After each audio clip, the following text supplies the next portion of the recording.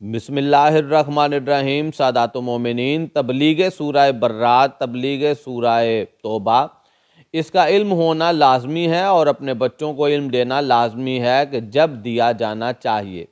مراسم حج میں کفار و مشرکین کے درمیان عریاں طواف یعنی بے لباس طواف کی غیر مہذب اور غیر شائستہ رسم بھی جاری تھی، جس کا انسداد ضروری تھا، روک تھام ضروری تھی۔ رسول اکرم صلی اللہ علیہ وآلہ وسلم اب تک انہیں طواف اور دوسرے ارکان حج کی بجا آوری سے منع نہیں کیا تھا، مگر سورہ برات کی ابتدائی آیتیں کفار و مشرکین سے اظہار بیزاری کے سلسلہ میں نازل ہوئیں تو حکم خداوندی کے تحت انہیں روکنا ضروری ہو گیا۔ چنانچہ تیسری ذی الحجہ کو 9 ہجری پیغمبر اسلام نے حضرت ابو بکر کو امیر حج بنا کر اس کام پر مامور کیا۔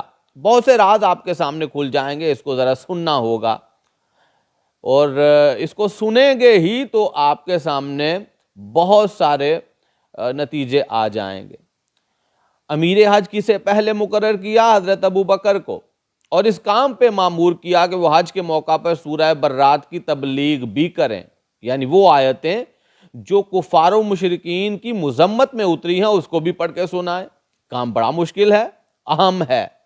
حضرت ابو بکر قربانی کے 20 اونٹوں کے ساتھ 300 حاجیوں کا ایک قافلہ لے کر مدینہ سے روانہ ہوئے۔ ابھی راستہ میں ہی تھے کہ حضرت نے جناب امیر المومنین مولا امام علی ابن ابی طالب صلوات اللہ علیہ کو طلب فرمایا اور انہیں حکم دیا کہ تم میرے تیز رفتار ناکا غزبار پر جاؤ اور ابو بکر سے سورہ برات کی آیتیں لے کر اس کار تبلیغ کو انجام دو، کیونکہ خدا کا حکم ہے کہ اس کام کو میں خود انجام دوں یا وہ شخص جو میرے اہل بیت سے ہو۔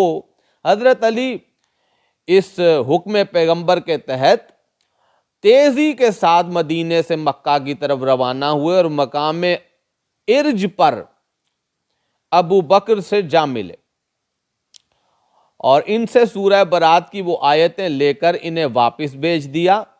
اب یہ نہیں ہے کہ صرف یہ فروغ کاظمی کی تاریخ سے پڑھ رہا ہوں، یہاں تاریخ ابن اسیر سے بھی آپ کو بتاتا چلا جاؤں کیا جو ہے وہ ورڈک ہے، الفاظ کیا ہیں۔ وہ لکھتے ہیں اہل سنت کی کتاب تاریخ ابن اسیر، پیغمبر نے حضرت ابو بکر کو سورہ برات دے کر بھیجا، پھر راستہ سے انہیں واپس بلا لیا اور فرمایا اس تبلیغ کے لیے وہ شخص مناسب ہے جو میرے گھر والوں میں سے ہو۔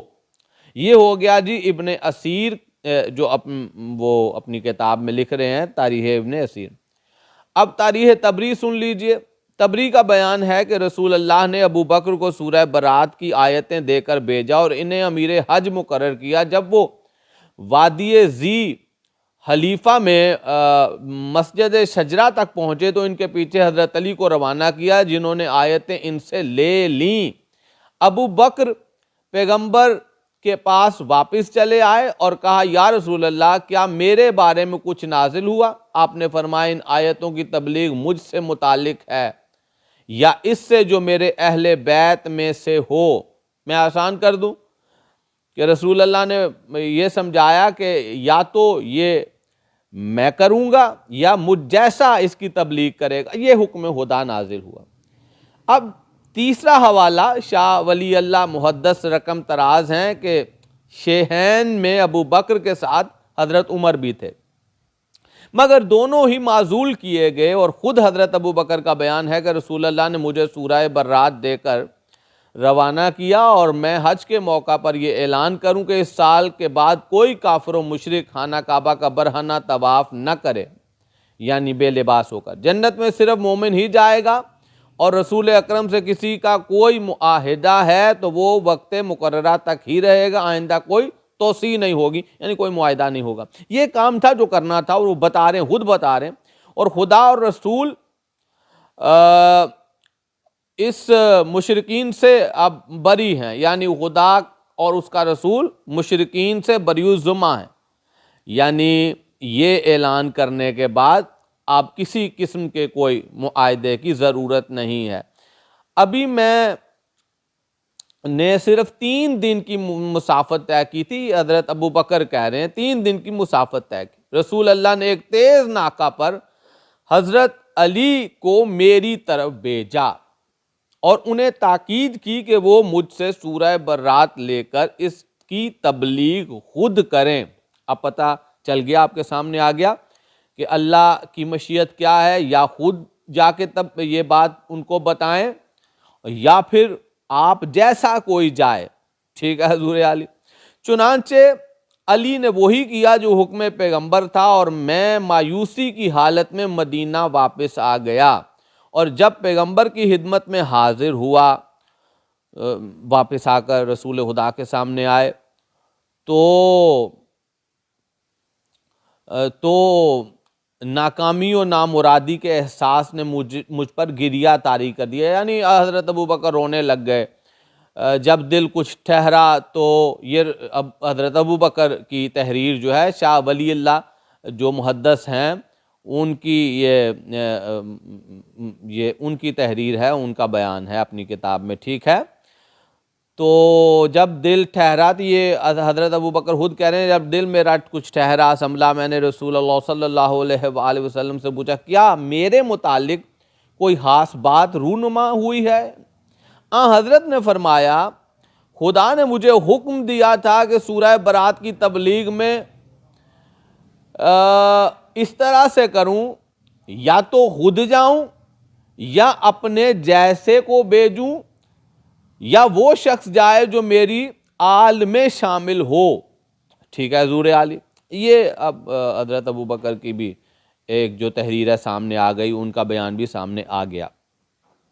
حضرت علی ابن ابی طالب صلوات اللہ علیہ مکہ پہنچ کر عرفات اور مشعر الحرام اور منی میں کھڑے ہو کر ان آیتوں کی تلاوت کی اور اعلان فرمایا کہ جن مشرکین نے بدعہدی کی ہے، ان سے کیے ہوئے معاہدے 4 ماہ کے بعد ختم ہو جائیں گے، اور کوئی کافر و مشرک ایمان لائے بغیر خانہ کعبہ کے حدود میں نہ آئے، طواف کرنے اور حج کرنے کا مجاز نہ ہوگا، لہٰذا سال آئندہ کوئی کافر و مشرک یہاں نہ آئے۔ یہ چھوٹی بات نہیں تھی حضور علی کے جناب امیر المومنین نے کافر و مشرکین کے جو ہیں وہ گردنیں اڑائی ہیں اللہ کے حکم سے، انہیں جہنم واصل کیا ہے، انہی کے درمیان میں جا کے پھر یہ کہنا، تو یہ کام رسول اللہ یا رسول اللہ جیسے فرد کا ہی ہو سکتا ہے۔ اس اعلان سے کفار و مشرکین کی پیشانیوں پر بل پڑ گئے، مگر کسی کو روکنے ٹوکنے کی جرت نہ ہو سکی، بلکہ وہ اسلامی تسلط و اقتدار کے آگے بے بس ہو کر اسلام کی آڑ لینے پر مجبور ہو گئے۔ تبری کا بیان ہے کہ مشرکین ایک دوسرے کو برا بلا کہتے ہوئے واپس ہوئے اور کہنے لگے، جب قریش مسلمان ہو گئے تو تمہارے لیے چارہ کار ہی کیا ہے، چنانچہ وہ بھی مسلمان ہو گئے۔ یہ کام اتنا آسان نہ تھا جتنا نظر آتا ہے، مشرکین سے معاہدے ختم کیے جا رہے ہیں، حج اور مسجد الحرام میں داخلہ سے انہیں روکا جا رہا ہے، اسی صورت میں ممکن تھا کہ وہ بغاوت اور سرکشی پر اتر آتے۔ انہیں خطرات کے پیش نظر پیغمبر اسلام بھی حضرت علی کی طرف سے متفکر اور ان کی واپسی کے لیے بے چینی سے منتظر تھے۔ کام بڑا مشکل تھا، اور مشکل کام اسی کو سونپے جاتے ہیں جو اہل ہو۔ جب حضرت ابو ذر نے آپ کی آمد کی اطلاع دی، جناب امیر المومنین کی آمد کی اطلاع دی، تو آپ کی فکر و پریشانی دور ہوئی، رسول خدا جو ہیں ان کا چہرہ خوشی سے کھل اٹھا۔ آپ نے صحابہ کے مجمع کے ساتھ شہر سے باہر نکل کر امیر المومنین مولا امام علی کا استقبال کیا، کیا کہنے، اور اپنے ساتھ لے کر مدینے میں داخل ہوئے۔ اس موقع پر حضرت ابوبکر کی معزولی، حضرت علی کی تقرری پیغمبر کی ذاتی رائے کا نتیجہ نہ تھی۔ یہ ذرا آپ سادات و مومنین سن لیجئے کہ یہ جو حضرت ابوبکر کو معزول کر دیا اور حضرت علی کو مقرر کر دیا، ان کا تقرر کر دیا کہ آپ ہی یہ کام کریں گے، یا میں کروں یا آپ کریں گے، ٹھیک، بلکہ وحی الہی کے تحت تھی۔ اب یہ جو میں تحریر پڑھ رہا ہوں، اس میں یہ طے ہے بات کہ یہ بات جو ہے یہ اللہ کے حکم سے یعنی وحی الہی سے تھی کہ حضرت ابو بکر کو معزول کر دو اور حضرت علی کا تقرر کرو. ٹھیک ہے حضور عالم. اور قدرت کا کوئی کام مصلحت اور حکمت سے حالی تصور نہیں کیا جا سکتا. اس میں بھی یہ مصلحت کار فرما ہی ہوگی کہ کام اور کام کے انجام دینے والی کی اہمیت کو نمایاں کر دیا جائے. اللہ نے نمایاں کر دیا کہ کام کتنا اہم ہے اور اس کے لیے جو شخصیت ہے وہ کتنی اہم ہونی چاہیے، خاص ہونی چاہیے. چنانچہ اگر شروع ہی میں علی کو بیچ دیا جاتا تو کام کی اہمیت دب کر رہ جاتی اور کہنے والے یہ کہہ سکتے تھے کہ اس کام کو سر انجام دینے کی صلاحیت حضرت علی میں بھی تھی اور حضرت ابو بکر میں بھی، مگر ایک کی معزولی اور دوسرے کی تقرری، اور وہ بھی اس اعلان کے ساتھ کہ یہ کام صرف نبی یا اس کے کرنے کا ہے جو نبی سے ہو. تو اب یہاں پہ تو حدیث آپ کے سامنے آ جانی چاہیے کہ علی منی و انا من ہو، علی مجھ سے ہے میں علی سے ہوں. اس کام کی اہمیت نمایاں ہو گئی اور کام کی اہمیت ہی سے کام کو انجام دینے والے کی اہمیت کا اندازہ ہوتا ہے. سادات و مومنین، اب سب سے اہم بات کرنے جا رہا ہوں اور نتیجہ دینے جا رہا ہوں، اور یہ اسی کے لیے میں نے یہ ساری تحریریں پڑھی ہیں. اس سلسلہ میں یہ امر بھی غور طلب ہے.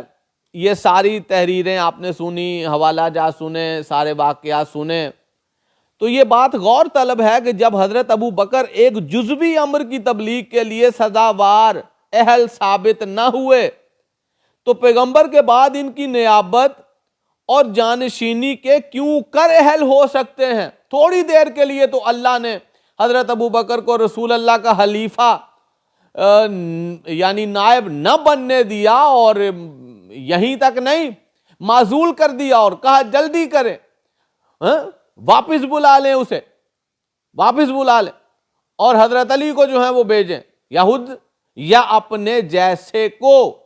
تو یہ تو پتہ چل گیا کہ اللہ جو ہے وہ رسول کے بعد رسول کی نیابت، رسول کی وصایت کے لیے علی کو چاہتے ہیں، نہ کہ کسی اور کو. والسلام مولا علی مدد.